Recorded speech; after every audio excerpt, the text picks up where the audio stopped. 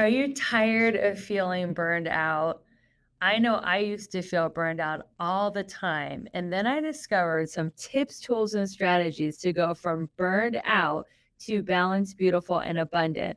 I will be sharing them on this show, as well as interviewing experts that are going to help you transform from exhausted to energized and stressed out to serene. If you're ready to break free from the burnout for good, let's jump into the show. Welcome to the Balanced, Beautiful, and Abundant Show. I am your host, Rebecca Whitman, helping you go from burned out to balanced, beautiful, and abundant. Thank you, everyone, for listening to the show, writing your reviews, sharing it with your friends. Because of all of your support, we are top 1% podcast in the world, and I just so appreciate you. So let's keep the love going. Today, I have a very special guest. Welcome to the show, Chelsea Husum. Thank you. I'm so excited to be here. So great to have you here. Let me tell my listeners, and this interview was a long time coming, right? We've been playing Yeah. like reschedule forever. So I've been looking forward to this for a long time. So let me tell you about my wonderful guest. Chelsea is a best-selling author, a speaker, a mom of two. She's a powerhouse who's conquered life's toughest moments from trauma to triumph and continues to shine brighter and brighter. As an entrepreneur of a successful construction company in a male dominated field, Chelsea's journey inspires so many women and men, proving that grit and resilience can truly build success. She's more than a survivor, guys. She's a force to be reckoned with, ready to teach you how to transform your challenges into victories and to emerge on the other side stronger than ever. So, Chelsea, let's hear a little bit about your origin story. I know it's a male Mhm. dominated profession, being in construction, being a contractor. Yeah. How did someone like yourself end up being a leader in the construction field? Yeah, it is definitely interesting because it was not something I planned. I didn't ever plan to own my own business or be in construction. So I'm from a small town in South Dakota. I have a Spanish degree and a broadcast journalism degree. And for my broadcasting degree, I had to do an internship. So I actually came out to Colorado. Like South Dakota didn't have a lot of options. So I came out to Colorado to do my broadcasting internship. And so I did that, and then I ended up staying. And then at that point, I kind of didn't know what I was going to do, but the student loans started coming due, and I was like, I just need a job. So I took a temp, like I was at worked for a company that did like temp reception work, and I would, go to different companies in downtown Denver and, do that. And then one day the lady's like, you need to meet my sister. Her company that she works at's hiring. So she hired me as the receptionist for an experiential marketing and trade show company. So I started there. And then I worked my way up through that company. I worked there about 5 or 6 years. And then I just kind of, my soul was like, I was really stressed out. And I was like, I don't even know if this like matters what I'm doing in the world, right? Like, am I making a difference? And so I was like, I want to move on. I need to do something else. So did some soul searching, decided I wanted to use my Spanish degree. And then but I didn't know how to be a teacher. So I ended up quitting and got my master's in education. Then I became a high school Spanish teacher for 10 years. So totally different. Where were you Um, a high school Spanish teacher? kind of all over in the Denver metro area. I taught at Okay. three total schools in that time. So yeah, and I really loved it until the last year. It was kind of a brutal year, and I just didn't love it all of a sudden. And then I was like, I knew I had to move on, right? But like, what am I doing at that point? I was just like, I have no clue. So I just started applying for random jobs, and no one called me. It was really, really sad. Like and so I ended up taking a job in commercial construction as an office manager for a different company. So that got me into commercial construction, and then really learned the hard way. I barely got trained. I got thrown in. I cried a lot. And But then I started my company in March of 2020 randomly. So, what else are we doing at that time? And I worked both Exactly. jobs until April of 22. And then I was just like, I have to step into my company fully. Like, I can't be working two full-time jobs. So, yeah, totally random path that life took me, but it ended up, I ended up here. So how much did it cost to start your construction company? I mean, there's a lot of equipment. Yeah. It's quite a bit. There's a lot of equipment. You're purchasing numerous vehicles. You're purchasing racks for the vehicles, graphic wraps, all kinds of stuff. I pay like 80 grand a year in insurance. I mean, it's Wow. expensive.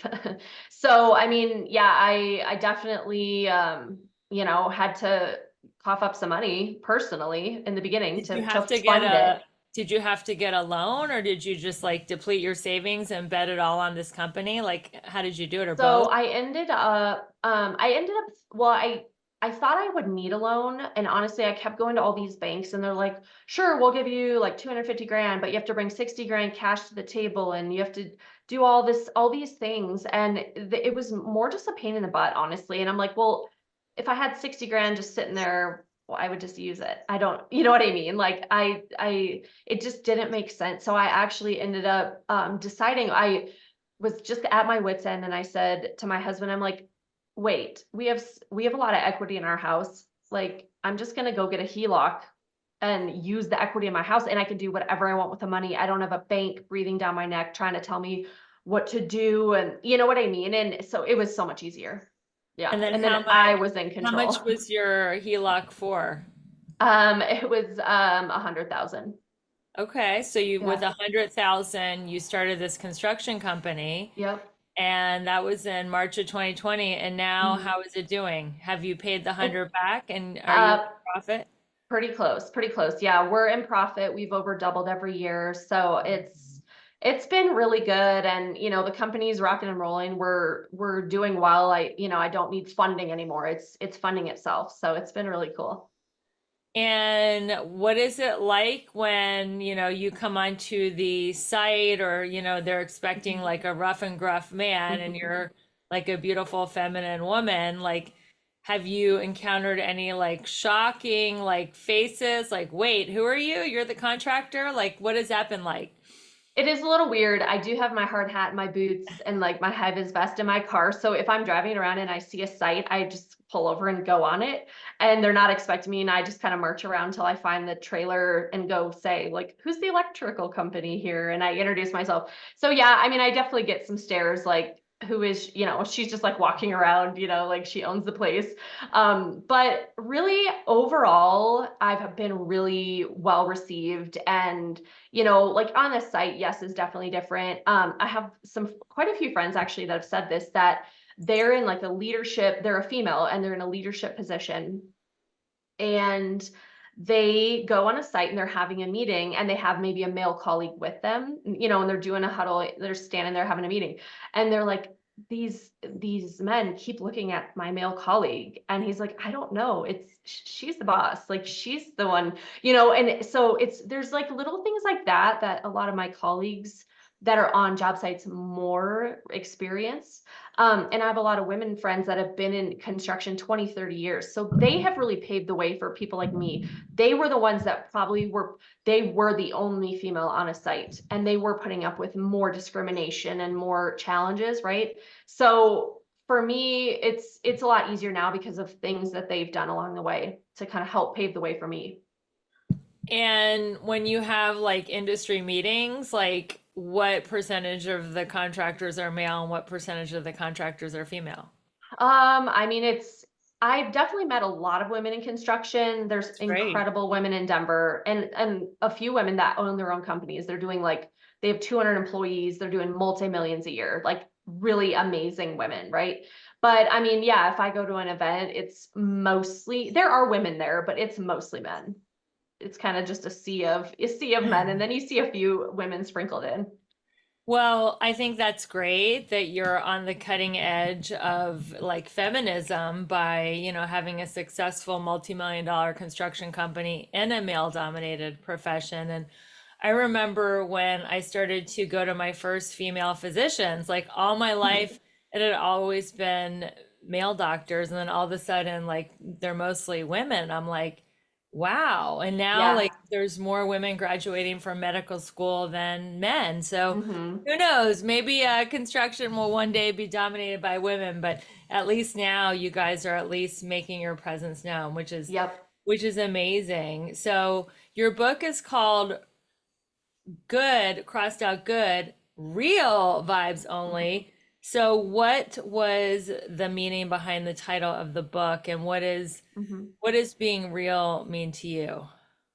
Yeah, so I love, I had to have the good crossed out because I am a very positive person, but really the point of the book is to be real, vulnerable, authentic, and like the subtitle says, unapologetic confessions of a hot mess mompreneur. I'm just throwing it out there. Telling stupid stories of things I've done, things I've been through. Some are really traumatic, things I've gone through, but overcome, right? And so I'm just hoping to make people feel connected and give people permission to either own their own story or share their story if they so feel called, right?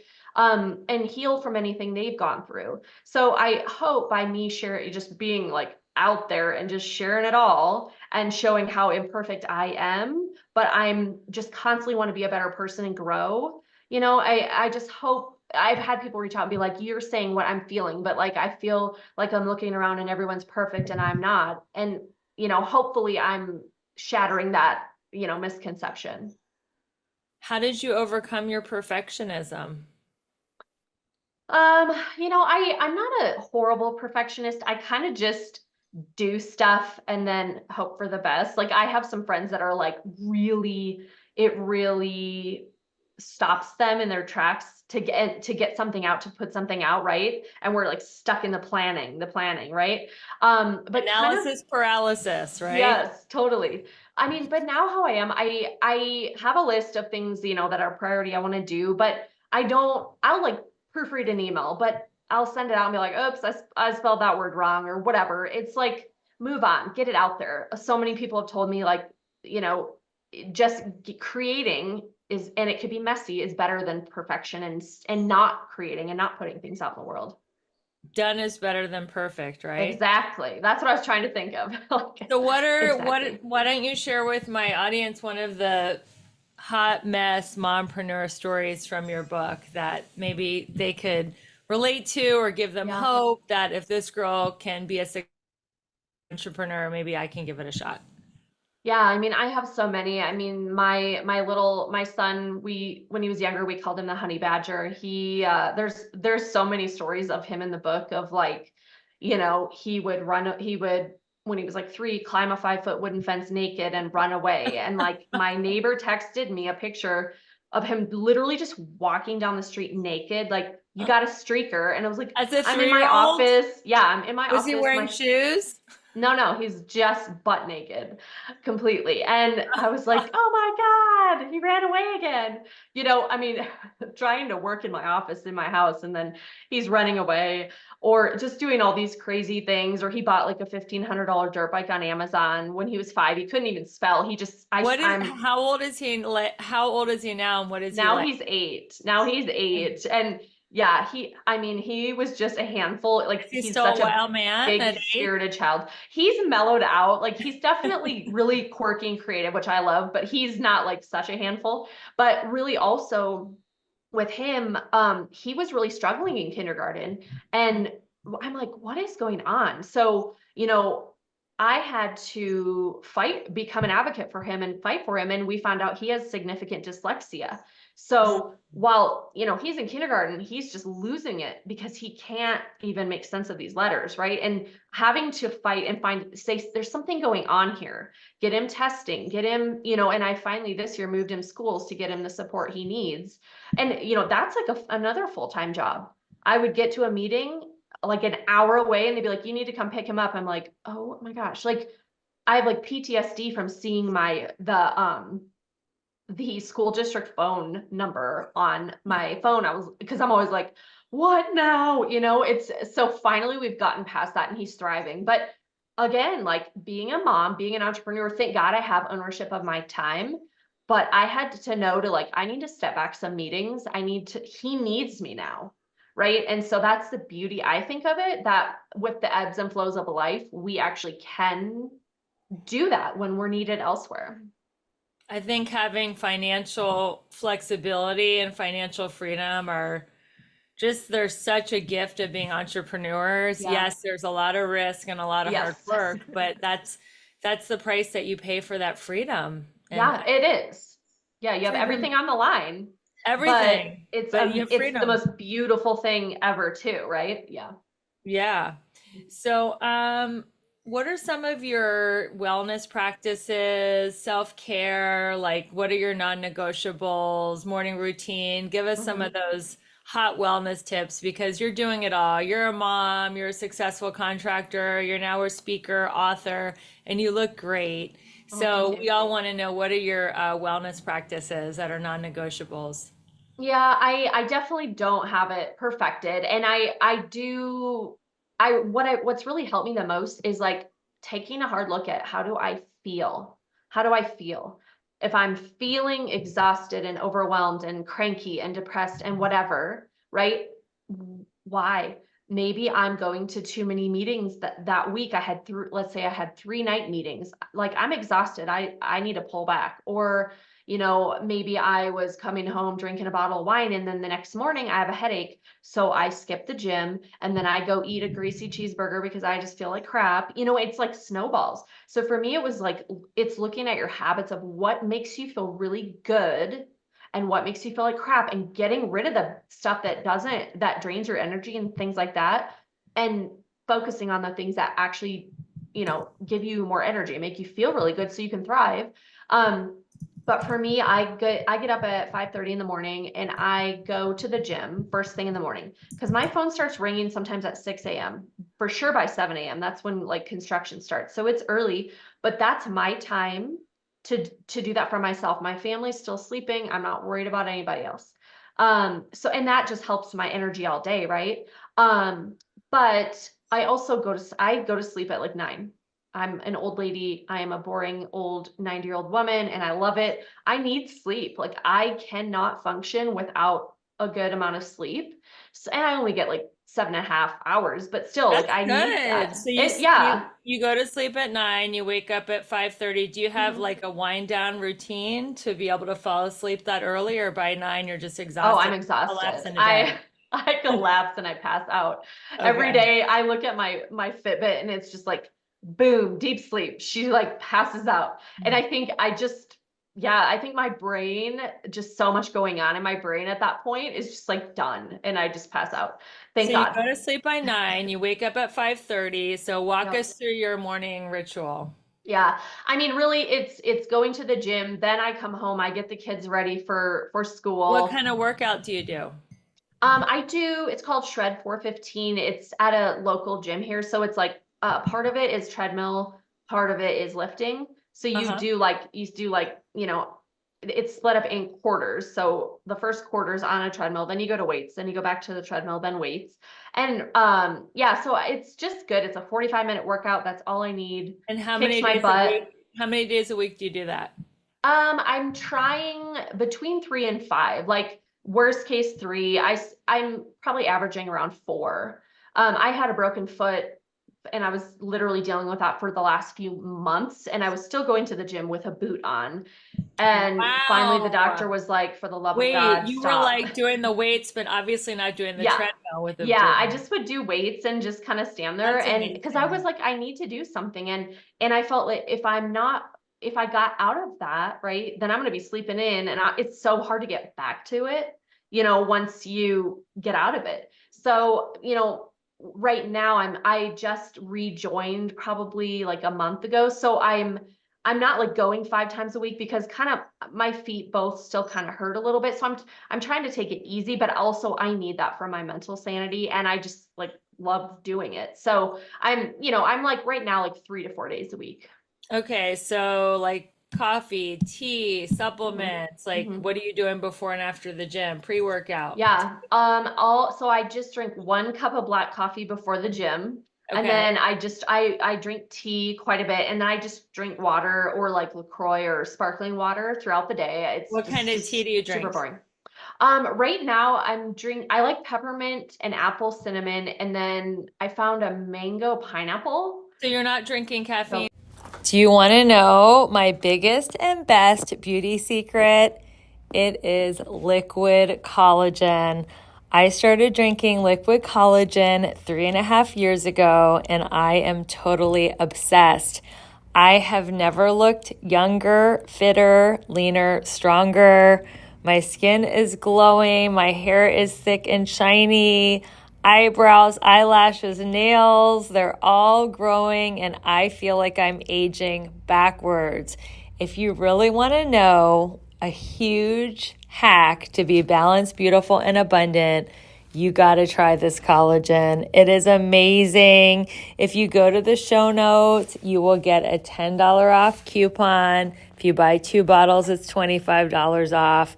And there's 2 versions. There's one for anti-aging and overall health, and there's another formula for fat loss. Both formulas are amazing. They taste great, and it's so easy to take. You just take a spoonful in the morning and a spoonful at night and just add it to your regimen. This stuff is off the charts. So make sure you go to the link in the show notes and grab yourself a couple bottles and tell me how much you love aging backwards. Thanks for watching the show, and we'll be back to our regular content now. Other than that no, one cup no. of black Yeah, coffee. one Well, cup. that's why And you can fall asleep at 9. yeah, yeah. I mean, sometimes if I'm getting crazy, I'll have like 2 cups, but Yeah. I almost can't even finish the second cup anymore. Or I like a latte, but really kind of I've just fallen into the one just black cup of coffee and that's it. Yeah, and then I'm trying to eat pretty healthy. I have a major sweet tooth, so I like love cake, cookies, ice cream, all that. It's a little ridiculous, but I'm like, eat a vegetable for God's sake, so I'm trying to. I think like I'm overall a pretty healthy eater, but I'm not on a diet. I'm kind of like I eat when I'm happy, I eat when I'm sad. So I just eat. I'm an eater. I always have been, but I'm not on a diet. I don't restrict myself. I'm kind of like, well, if you die tomorrow, like eat the freaking cupcake. You know what I mean? Like it's just like eat pizza. I don't sit and like deprive myself because life's too short. Yeah, that's very healthy. So you're pretty much eating what you want. And Yeah. so why do you think you're in good shape? Because of the workout? Yeah, I mean, I just am constantly moving. Like even when I was like when I don't move a lot, I get like 10,000 steps a day just because I'm running around doing stuff. I think a lot of us are moms. It's like, how many times did I go up and down the stairs today? It's ridiculous. Then you go You, up the stairs and you forget why, right? You're like, yes. wait, why did I come up here? Yeah, you're like, I was gonna bring the thing downstairs up, so I have to go back downstairs. I mean, it's ridiculous. Like, so Yeah. just wandering around, I don't know. I don't know. But yeah, just trying to move my body. I love going outside and walking my dog. That's another thing is like for my mental sanity, getting outside, getting in this just the sunlight on your face, the fresh air, right? And just breathing. Sometimes I'm like in my office working, like, and I have to go outside and be like, you're not the center of the universe. Just chill. Like, take a breath, Yeah. calm down. You're all worked up, or you're just like, you're hustling, you're in the zone. But like, I really am trying to like actually do less and rest. And sometimes I just go lay on the couch and sit and do nothing for a few minutes. And it's like, that's okay. You know what I mean? Sometimes you We have don't to need to slow go, go, down to go. speed up because I think Yeah. high achieving women, we get so like, I gotta do this, I gotta do that. Because as an Yes. entrepreneur, there's always like 10 open tabs of things Oh, to do. yeah. You never And it's finish your to-do list never, ever. ever. You can never just end the day like, oh, I did everything. There's Yeah. always like loose ends and Yes. just kind of giving yourself breaks and rest. And that's the whole meaning of the show is helping people to prevent burnout because Yeah. when you're just stressed out, you don't get more done. You actually get less done. No. No. And it's like when I see myself getting into that kind of like it's being forced or I'm getting cranky or whatever, I literally pull back and say, go do something that I enjoy. Go sit outside, go read a book, go have lunch with a friend, whatever. Go just enjoy, do something that makes you happy. And then it resets your mindset. So for me, when I'm getting in that bad mindset or I'm getting I just don't enjoy it, I'm like, you need to go build in some rest and build in some like time. Yeah, when you Mhm. can feel yourself kind of getting frustrated and cranky and like Mhm. like that feeling, it's like you are Yeah. dancing on the borderline of burnout, and it's time to Yep. like pull back and have some fun. Yes. What has I know you've gone through a lot of ups and downs in your life Mhm. and your career. What do Mhm. you think going through adversity and tough times has taught you about yourself and about Mhm. life? Yeah, I think overall, I mean, what it's taught me is life, that is the human existence, is that we will go through adversity. So, if you're not in it now, you'll be in it in a month or maybe 6 months. I mean, we all go through things, right? Yeah. Um, and so it's taught me to learn to be grateful right now, like when I'm in it and things are good, sit in it and enjoy it, right? And know that yes, something else will come, but I think over time going through things, you do develop that inner strength to be able to dig out and fight through. Back when I was in my 20s, I dealt with things differently. I didn't deal with them. I just didn't even know myself. Now I'm 41. I know myself so well and I know what I need. So it's like when I'm going through tough stuff now, if I need to go get a therapist, yep, I'm calling. I'm calling right away. If, like I said, I really drastically reduced drinking because that's not helping your mindset if you're like really in it at that time. Like I You used said, to drink alcoholically, like to check out? no, I mean, not like a problem, but even Right. for me, like as I'm getting older, I'll have 2 glasses of red wine, which I love, and I will literally have a headache the entire next day till I go to bed. That's so crazy to me because that never used to happen. But it's like as I've gotten older, alcohol has affected me differently, and it really makes me feel like crap. I still drink from time to time, but I'll have like a drink or two, you Yeah. know, and I'm not drinking every night, but that's just for me, and it's not, I'm not saying if you drink, you're bad, not at all. Right, right. But for me, again, I was looking at how do I feel, and I don't have time to feel like crap all day. I have so, you know what I mean? I just can't function that way. I have to feel good or I am a mess. So it's like looking Because at you're those doing things. so much. Like it's not Yeah, like when we're in our 20s, we have the luxury of like sleeping till noon and having a or exactly. like there's too much to do. How There many is. kids do you have? I have 2 boys, so 8 and Okay. 11. Yeah. Okay. Okay, great. And as busy as you are, how do you balance like because you're married, right? Hmm. Hmm. Being a mom, being married, your construction business, your Hmm. speaking, like how do you balance it all? I really just kind of focus on trying to make memories, and spend a good time. I do, like you said, being an entrepreneur, you're pretty much working all the time, whether you're writing down a note to do tomorrow or whatever, right? But I kind of have figured out how to fit running this company into my life. So for example, last year I turned 40 and I was like, I want to turn 40 in Italy. Wow. And so my husband and I went there for 10 days and his parents came and watched our boys. We went there for 10 days. I run the entire company, like, and I have some employees out on the job sites, but I literally did everything for 10 days in Italy. And I had the best time ever. And I managed to do it all, and so I've learned, I've been to Mexico numerous times. I'm going in a week, and I'll be working, I'll be running the company, taking client calls as needed or responding to emails. But I work in like little chunks. And so I still have an amazing vacation, but I run the company, so I don't really have a choice. Yes, I could hire someone else, but I'm just not at that point where I want to do that or I'm ready to do that. Down the road, yes. Or I'll take my kids skiing over winter break on a Tuesday. We'll ski, and then I'll go let them swim in the pool while I catch up on emails, or catch up. So I work really hard and I get a lot done. I'm very productive, but I've figured out how to actually live my life now and enjoy it because we all hear, oh, these companies are successful, right, down the road, and they're perceived as successful, but let's say the CEO is miserable, their health's failing, their family hates them, they're getting a divorce, their kids never see them. what is the point? That's not success to me. To me, success is enjoying it now while I'm literally building the business. It's like enjoying my life and living it. I totally agree. I think success is the amount of joy that we feel right Yes, I here, love right that. now. And if we're at a high school reunion, the most successful person is the most joyous person.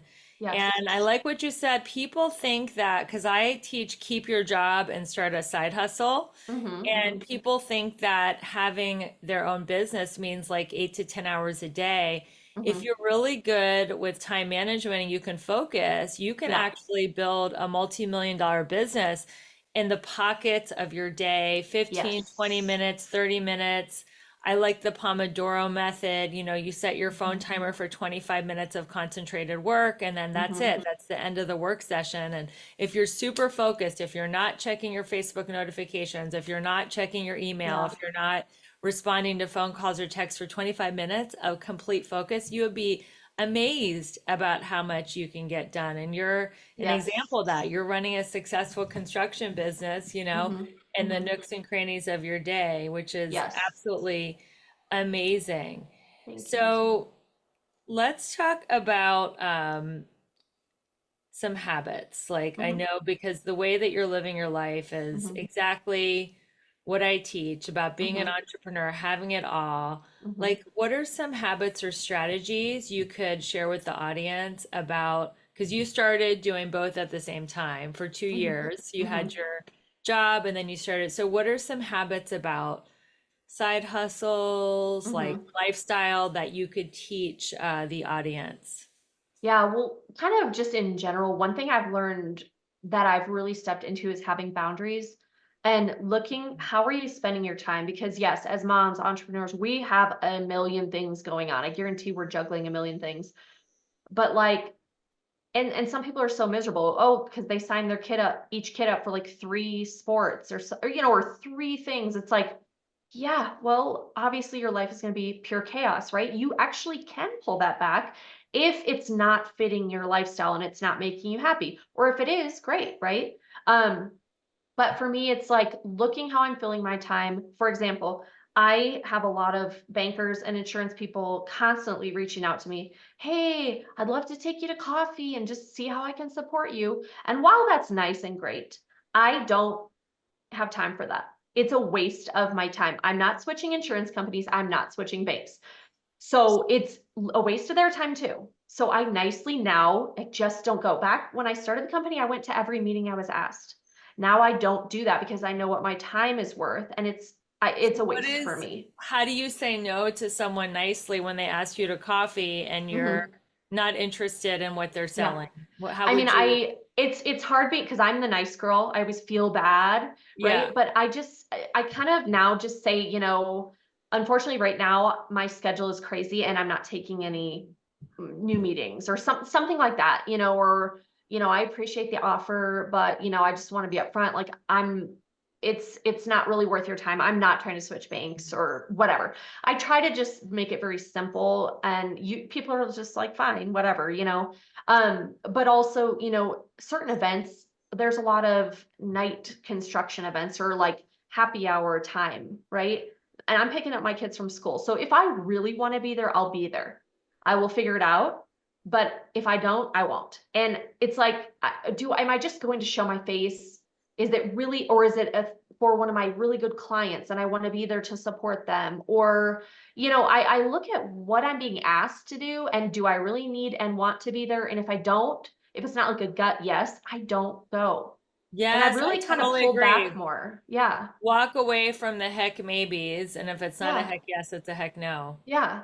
And no one's even going to notice you weren't there. Like it's going to be fine. You know what I mean? Just put your time into things that really matter.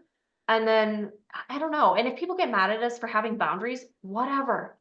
I just don't care anymore. I'm like, I told a friend the other day, I'm at 41. I finally just am done pleasing other people or doing things to be nice. And maybe some people think I'm mean, but I'm not.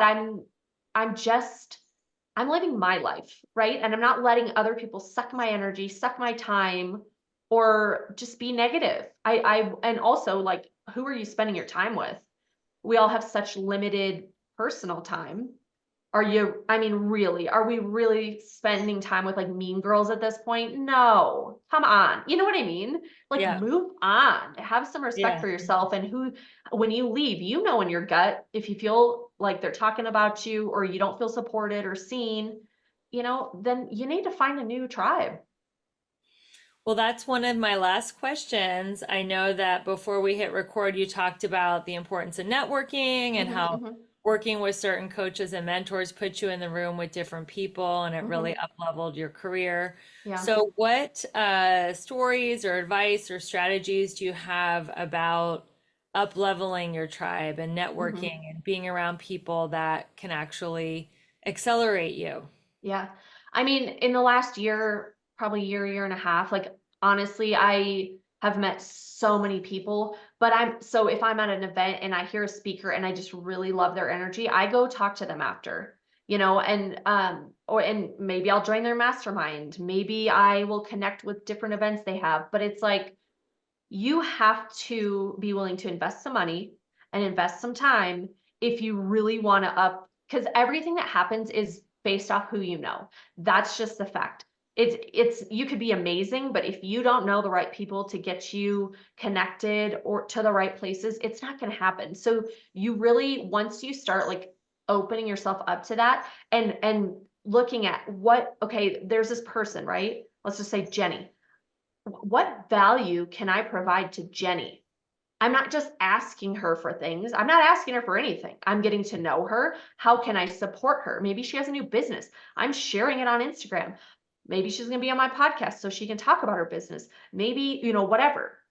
I'm promoting her book or whatever. It's truly how you will grow is they know if you're just asking and you're wanting, right? Or and it's not genuine, but what value are you providing to them?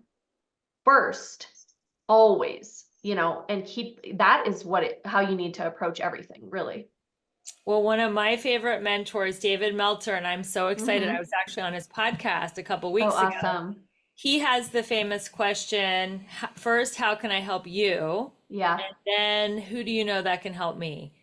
Yeah. And I if love you ask David. those two questions, yeah, you can be just a Hmm. champion at networking. So Absolutely. last question, if you had a billboard on the side of the road and it could Hmm. only say one thing about your advice or your best Hmm. philosophy, Hmm. what would your billboard say, Chelsea?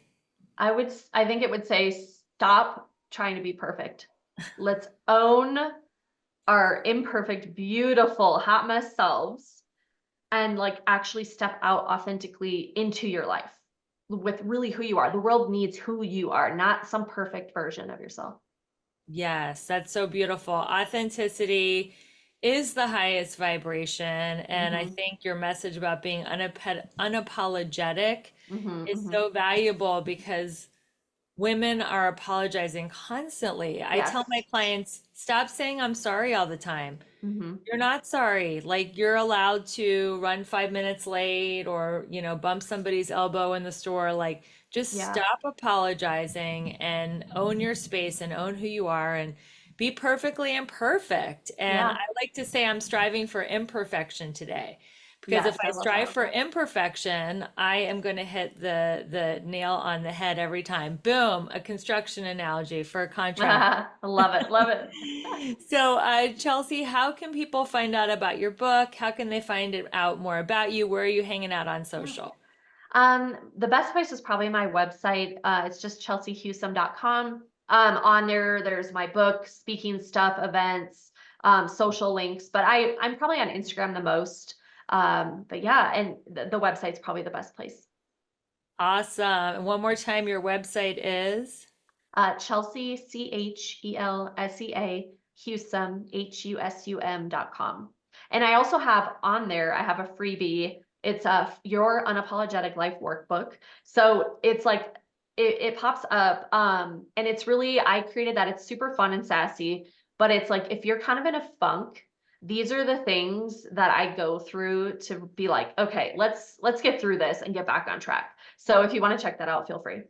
Amazing. Thank you so much for the gift. Yeah. Well, this is so amazing. Here you have it. We're on the Balanced, Beautiful, and Abundant show.